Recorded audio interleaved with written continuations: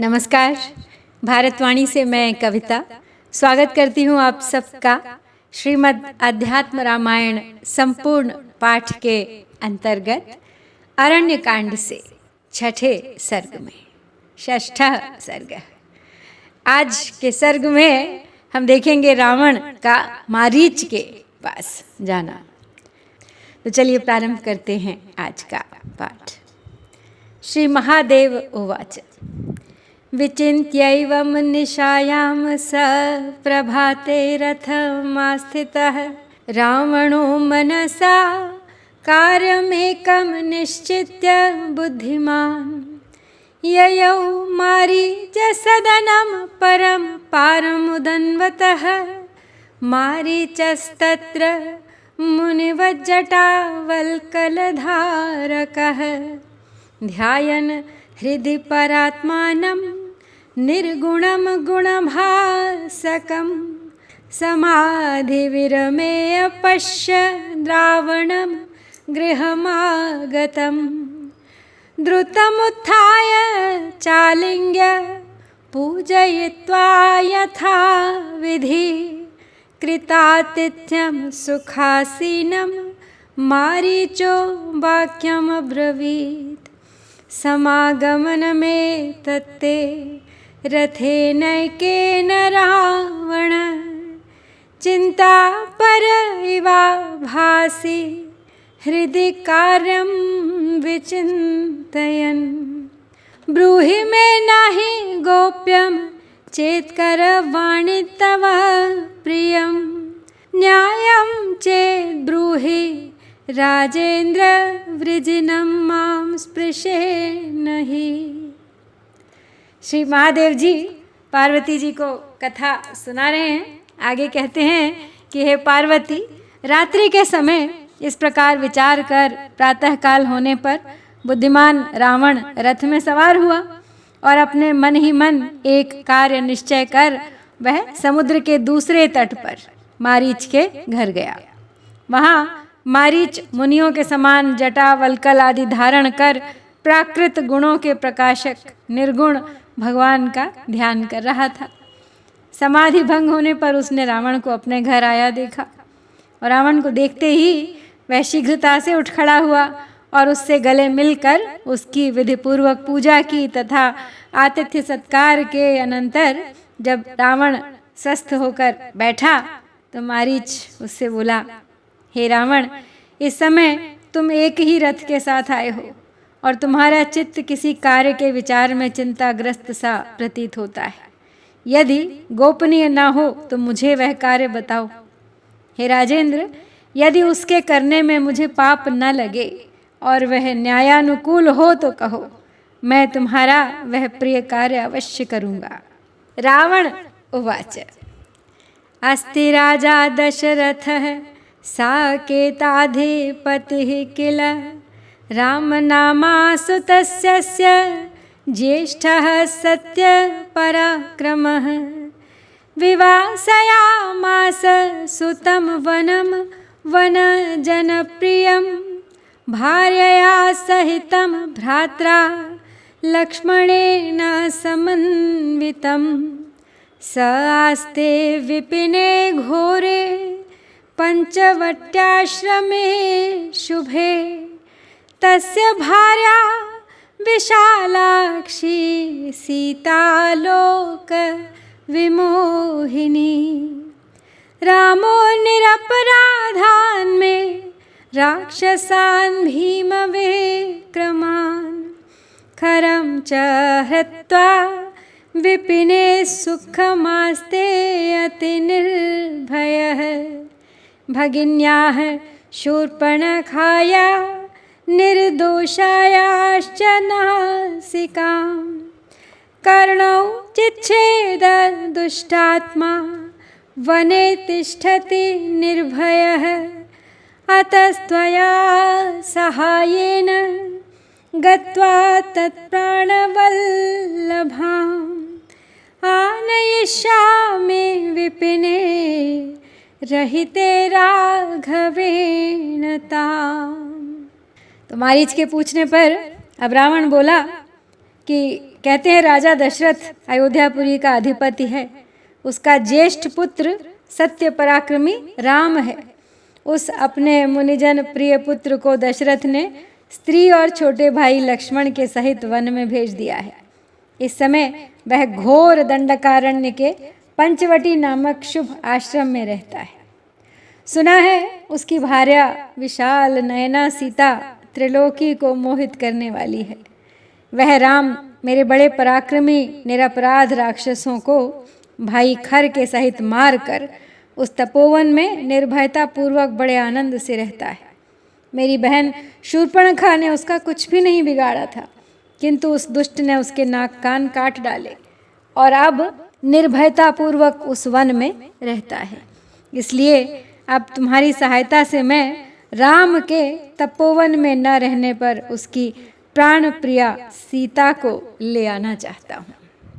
त्वं तु माया मृगो भूत्वा ह्याश्रमादपनेष्यसि रामं च लक्ष्मणं चैव तदा सीतां हराम्यहम्। त्वं तु तावत् सहायं मे कृत्वा स्थास्यसि पूर्ववत्। इत्येवं भाषमाणं तं रावणं वीक्ष्य विस्मितः। केनेदमुपदिष्टं ते मूलघातकरं वचः। स एव शत्रुर्वध्यश्च यस्त्वन्नाशं प्रतीक्षते।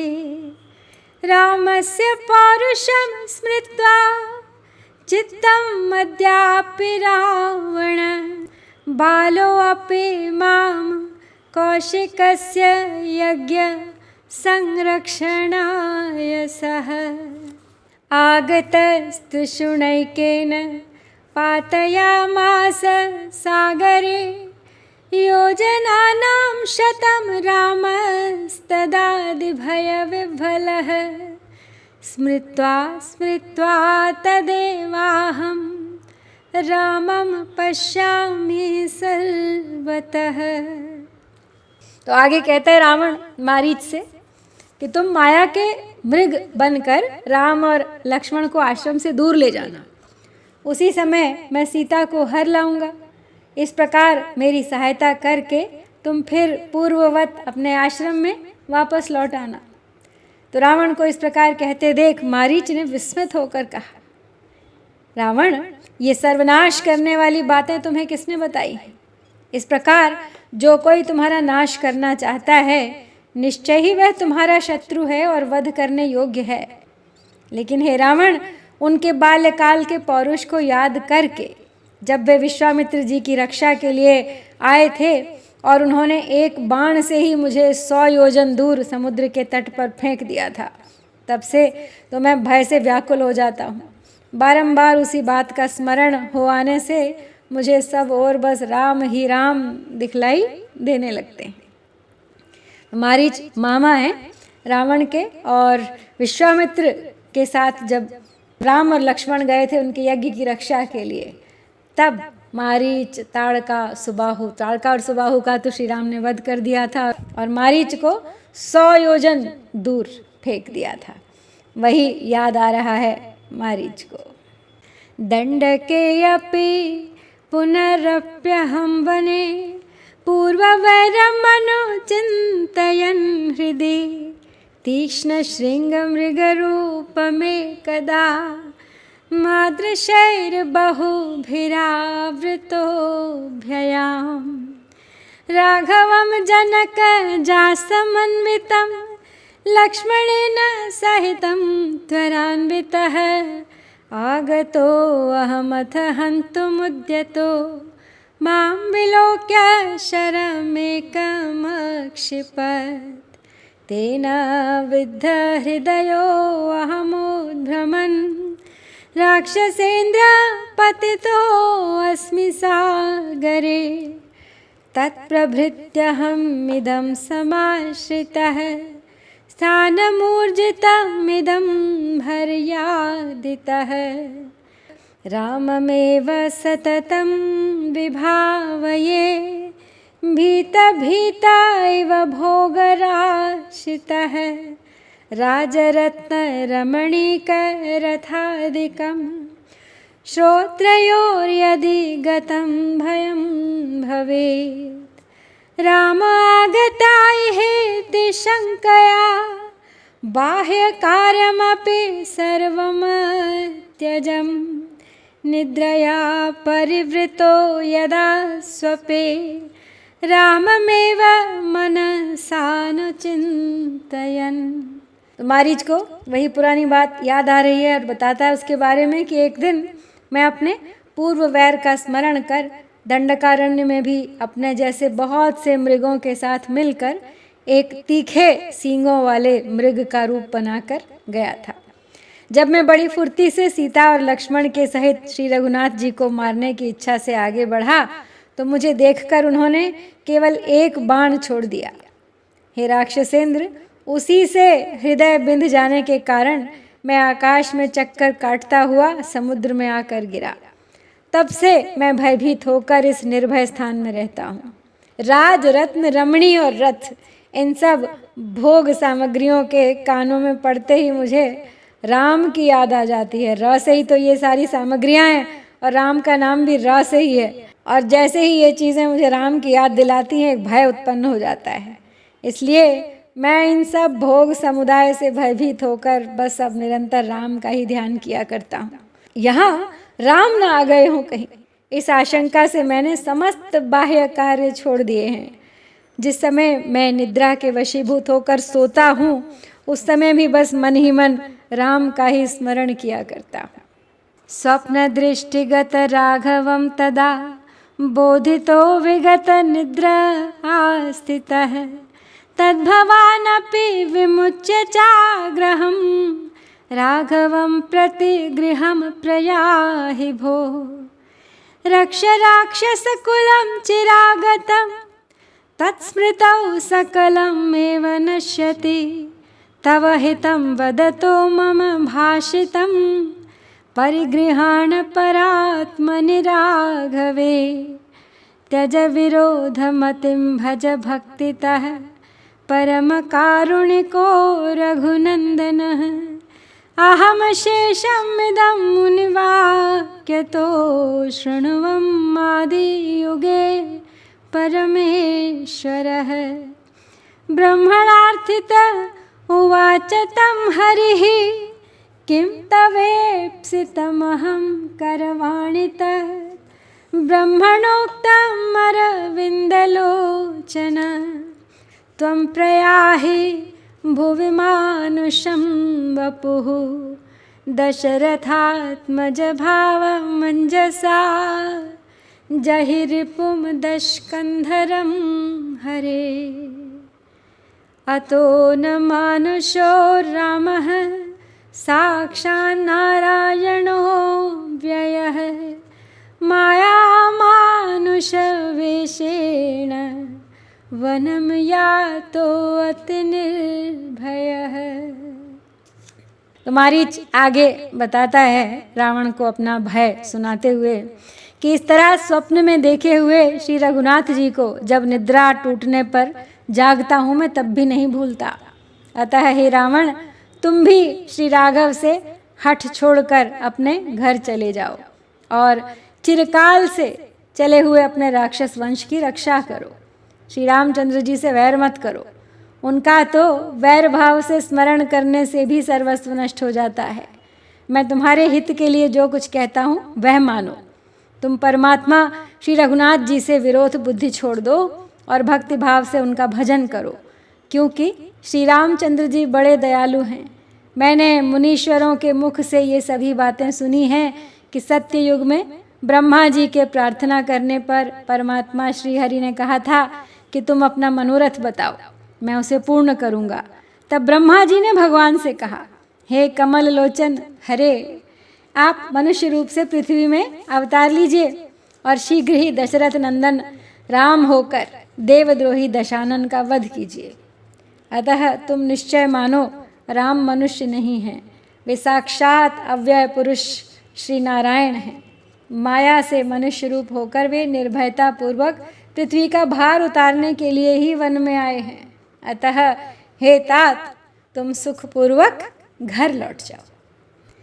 भूभारहरणार्थाय गच्छतात गृहं सुखं श्रुत्वा मारीच वचनं रावणः प्रत्यभाषत। परमात्मा यदा रामः प्रार्थितो ब्रह्मणा किल मां हन्तुं मानुषो भूत्वा यत्नादिह समागतः करिष्यत्यचिरादेव सत्यसङ्कल्प ईश्वरः। अतो अहं यत्नतः सीतामानेष्याम्येव राघवा। वधे प्राप्ते रणे वीर प्राप्स्यामि परमं पदं यद्वा रामं रणे हत्वा सीतां प्राप्स्यामि निर्भयः। तदुत्तिष्ठ महाभाग विचित्र मृगरूपधृक् रामं सलक्ष्मणं शीघ्रम् आश्रमादतिदूरतः। आक्रम्य गच्छ त्वं शीघ्रं सुखं तिष्ठ यथा पुरा। अतः परं चेद्यत् किञ्चित् भाषसे मद्विभीषणम्। हनिष्याम्यसि नानेन त्वामत्रैव न संशयः। मारीचस्तद्वचः श्रुत्वा स्वात्मन्येवान्वचिन्तयत्। तो मारीच के ये वचन सुन के रावण बोला, यदि ब्रह्मा की प्रार्थना से परमात्मा ही राम होकर मनुष्य रूप में मुझे मारने के लिए प्रयत्न पूर्वक यहाँ आए हैं तो वे शीघ्र ही अवश्य वैसा ही करेंगे, क्योंकि ईश्वर सत्य संकल्प है। इसलिए मैं अवश्य यत्न पूर्वक रघुनाथ जी के पास से सीता को ले आऊँगा। हे वीर, यदि मैं युद्ध में उनके हाथ से मारा गया तो परम पद प्राप्त करूँगा, और यदि मैंने ही राम को रण क्षेत्र में मार डाला तो निर्भयता पूर्वक सीता को पाऊँगा। अतः हे महाभाग, उठो और शीघ्र ही विचित्र मृग रूप धारण कर राम और लक्ष्मण को आश्रम से अति दूर ले जाओ। फिर पूर्ववत अपने आश्रम में आकर सुखपूर्वक रहना। यदि मुझे भयभीत करने के लिए अब और कुछ कहोगे तो निश्चय मानो मैं अभी इसी खड्ग से तुम्हें यही मार डालूंगा। यदि मां राघवो हन्यात् तदा मुक्तो भावार्णवात् मां हन्याददि चेद्दुष्टस्तदा मे निरयो ध्रुवम् इति निश्चित्य मरणं रामादुत्थाय वेगतः अब्रवीद् रावणं राजन् करोम्याज्ञां तव प्रभो। इत्युक्त्वा रथमास्थाय गतो रामाश्रमं प्रति शुद्धजाम्बूनदप्रख्यो मृगो भूद्रौप्यबिन्दुकः रत्नशृङ्गो मणिखुरो नीलरत्नविलोचनः विद्युत्प्रभो विमुग्धास्यो विचचार वनान्तरे रामाश्रमपदस्यान्ते सीतादृष्टिपथे चरन् क्षणं च धावत्यवतिष्ठते क्षणं समीपमागत्य पुनर्भयावृतः एवं समाया मृगवेषरूपधृक् चचार सीतां परिमोहयन् खलः। तब रावण का ये सब कथन सुन के मारीच ने मन ही मन सोचा कि यदि श्री रघुनाथ जी ने मुझे मारा तो मैं संसार सागर से पार हो जाऊंगा, और जो कहीं इस दुष्ट ने मुझे मार डाला तो निश्चय ही मुझे नरक में पड़ना होगा। तो इस प्रकार श्री राम के हाथ से ही अपना मरना निश्चय कर वो शीघ्रता से उठा और रावण से बोला, हे राजन, हे प्रभो, मैं आपकी आज्ञा पालन करूँगा। अब ऐसा कह वह रावण के रथ पर चढ़कर श्री रामचंद्र के आश्रम में आया और चांदी की बूंदों के सहित शुद्ध सुवर्ण वर्ण विचित्र मृग रूप धारण कर लिया। उसके सींग रत्नमय, खुर मणिमय और नेत्र नील रत्नमय थे। इस प्रकार बिजली की सी छटा और मनोहर मुख वाला वह मृग रामचंद्र जी के आश्रम के पास सीता जी के सामने वन में विचरने लगा। किसी क्षण तो वह चौकड़ी मारने लगता था, तो कभी पास आकर ठिठक जाता था, फिर भय से भागने लगता था। इस प्रकार वह वंचक माया मृग रूप धारण कर सीता जी को मोहित करता हुआ वहाँ उनकी कुटिया के सामने आसपास ही विचरने लगा। तो मारीच पहुँच गया है, सीता जी को रिझाने तैयार हो रही है सीता हरण की पृष्ठभूमि। और इसके साथ ही हम समाप्त करते हैं यहाँ अरण्य कांड से 6ठा सर्ग। इति श्रीमद् अध्यात्म रामायणे उमा महेश्वर संवादे अरण्य कांडे 6ठः सर्गः। जय श्री सीताराम, जय भारत।